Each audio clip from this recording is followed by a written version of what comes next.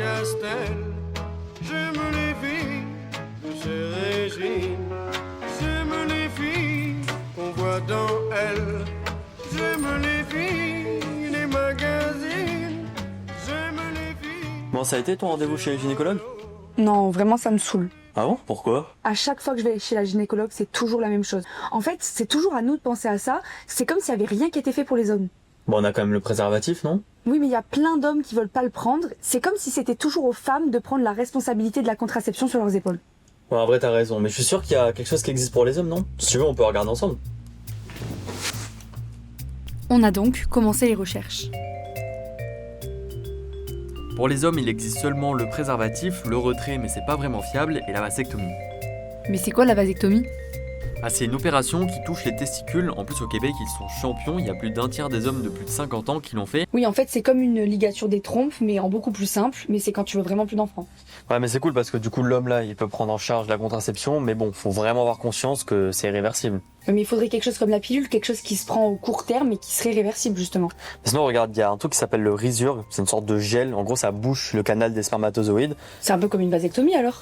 Non, parce qu'en fait, il faut injecter un autre produit pour dissoudre le gel. Donc, techniquement, c'est réversible. Ouais, mais apparemment, il y aurait des problèmes sur la fertilité, c'est encore en phase de test. Sinon, il y a l'injection de testostérone, une fois par semaine en intramusculaire. En fait, quand il y a trop de testostérone dans le sang, la production de spermatozoïdes s'arrête. Bon, ça a été validé par l'OMS, mais c'est un processus assez coûteux et contraignant, c'est pas vraiment utilisé. Au Québec, on ne trouvait rien, donc on a contacté un chercheur pour savoir si certaines choses étaient faites. Au Québec, je pense qu'il n'y a personne vraiment qui travaille en contraception masculine, qui fait des recherches spécifiquement en contraception masculine. Au Canada, probablement pas beaucoup non plus. Fait qu'il y a quelques groupes aux États-Unis, des groupes vraiment très nichés. Bon, au Québec, il n'y a pas vraiment d'études, mais regarde, aux États-Unis, il y a beaucoup d'articles qui sont très optimistes pour un gel contraceptif. Ça s'appelle le Nesty, donc nestérone et testostérone. C'est un gel hormonal qui passe à travers la peau et interrompt la production de spermatozoïdes dans les testicules. Justement, regarde, il y a un TikTok qui parle de ça. Un gel contraceptif masculin pourrait arriver bientôt, je t'explique. Développé au National Institute of Health aux États-Unis, ce gel combine deux hormones, de la nestérone qui bloque la production de spermatozoïdes et de la testostérone qui lui maintient l'équilibre hormonal. Alors comment ça marche ? En fait, il s'agit juste ici pour les hommes d'appliquer ce gel tous les jours sur ses épaules. Seule préoccupation, il faudrait éviter d'avoir un contact tactile avec les femmes et les enfants 4 heures après l'application. Environ 3 mois après le début du traitement, la production de spermatozoïdes s'arrête et l'homme devient donc infertile. Ça a l'air vraiment avancé, donc on a contacté Diana Bliss, qui est chef du programme du développement des contraceptifs à l'Institut national de la santé de Washington. Donc notre objectif est de bloquer la testostérone testiculaire avec le nestérone qui arrête la production de spermatozoïdes, puis de remplacer la testostérone dans le sang à un niveau normal afin que le reste du corps ne perçoive aucun déséquilibre. Après l'arrêt du traitement, la production de spermatozoïdes reprend. C'est une méthode super prometteuse qui est déjà testée sur plus de 200 personnes et toutes étaient satisfaites des résultats. Là, ils attendent du financement pour pouvoir passer à la dernière phase du test, donc la phase 3. Le financement, nous n'en avons pas. Réaliser une phase 3 est très coûteux. Il faut donc près de 2 ans entre l'admission et la sortie, ce qui explique la longueur de l'étude. Si le nombre de participants est important, nous espérons donc collaborer avec une entité commerciale qui souhaite participer. Mais ce ne sera pas dans 5 ans, ce sera plutôt dans 10 ans. En France, il y a beaucoup de collectifs qui parlent de contraception et du partage de la responsabilité. Certains vont jusqu'à gérer leur propre contraception eux-mêmes en utilisant ce qu'on appelle la contraception thermique. On a donc échangé avec Erwan Taverne, qui l'utilise depuis déjà 8 ans. L'idée, c'est de faire en sorte que la contraception ne soit plus uniquement portée par les femmes, parce que quand j'ai découvert la méthode thermique et que j'ai vu à quel point elle pouvait être efficace, simple, il m'a semblé intéressant de pouvoir la diffuser. Bon, du coup, ça existe au Québec ? Ben, ça a l'air, il y a même Xavier Comon, qui est un Français qui faisait donc partie de l'association Garcon.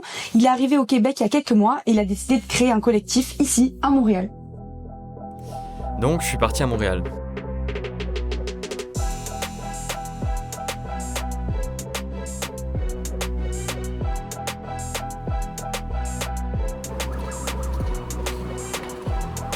Sur place, j'ai pu rencontrer les contraceptés. C'est un groupe de discussion et de sensibilisation sur la contraception masculine. Ils ont pu me parler de l'anneau contraceptif et de son utilisation. Agréable aussi de se dire qu'on n'est pas aussi dans une démarche purement de soutien, mais aussi soi-même on est déjà force de proposition, quoi. Et donc on se retrouve globalement ou avec des dispositifs un peu comme ça, donc ou des anneaux en silicone ou des jockstraps contraceptifs. Le pénis qui va être passé à travers, et l'enjeu, c'est que ce ne sont pas les testicules qu'on va tirer, mais ça va être la peau. Au final, qu'est-ce qui va arriver donc en tirant le sac? De façon mécanique, les testicules vont remonter, vont venir se plaquer contre le corps. Et donc techniquement, on va avoir la verge et le sac testiculaire, et les testicules, eux, vont être beaucoup plus hauts. C'est comme une paire de lunettes, on oublie. Okay. Littéralement qu'on le porte. Parfois, j'oublie de l'enlever. Comment merde, j'aurais dû le faire 1 heure plus tôt, peu importe. Pour s'assurer de son infertilité, des spermogrammes réguliers sont nécessaires, mais la démarche reste compliquée et surtout peu accessible au Québec. Disons que pour l'année 2025, comme projet de collectif, c'est vraiment essayer d'établir la plus grande liste de professionnels, de lieux où c'est possible d'effectuer des spermogrammes possibles, afin de faciliter ce travail. Parce qu'il n'y a pas assez d'études dessus et qu'il manque une étude clinique de phase 3. Ouais. Qui coûte super cher, et en fait c'est sûr que les collectifs n'ont pas les moyens de payer cette étude-là. Donc c'est pas non plus une méthode parfaite non plus, on n'est pas en train de dire que c'est une méthode qui va convenir à 100% des gens. Donc c'est ça, c'est aussi logique de se dire qu'il y a des personnes qui vont peut-être essayer, qui ça va pas marcher du tout. Bon, il existe des moyens de contraception fiables à un certain point, mais ce qui ressort beaucoup, c'est que les études, elles, ne suivent pas, et que tout changement est précédé d'une initiative sociale. Alors si la contraception devient un jour une charge partagée, ce sera avant tout grâce à un changement de mentalité.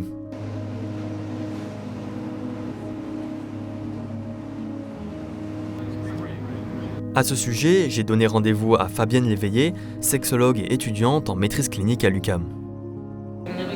La façon qu'ils ont été éduqués par rapport à ça, parce que je pense qu'il y en a qui demeurent dans une pensée très patriarcale, que c'est pas à eux de prendre cette contraception-là, que la grossesse et tout ce qui englobe la maternité et la contraception relève de la femme. Fait que je pense que c'est comme un peu plus large que juste les hommes en général, mais je pense qu'on a beaucoup d'éducation à faire. C'est sûr que c'est tabou la contraception masculine. Je pense qu'il y a beaucoup une notion de jouer avec la masculinité, peut-être un petit peu, que les hommes vont ressentir, tu sais, genre si je prends une contraception, c'est quasiment comme je suis moins homme, ou comme ça peut affecter ma fertilité, puis là, si ça affecte ma fertilité, mon Dieu, qu'est-ce que je vais faire? Tu dire que fertilité rime avec virilité, là, dans la tête de certaines personnes, ce qui n'est pas le cas, je confirme.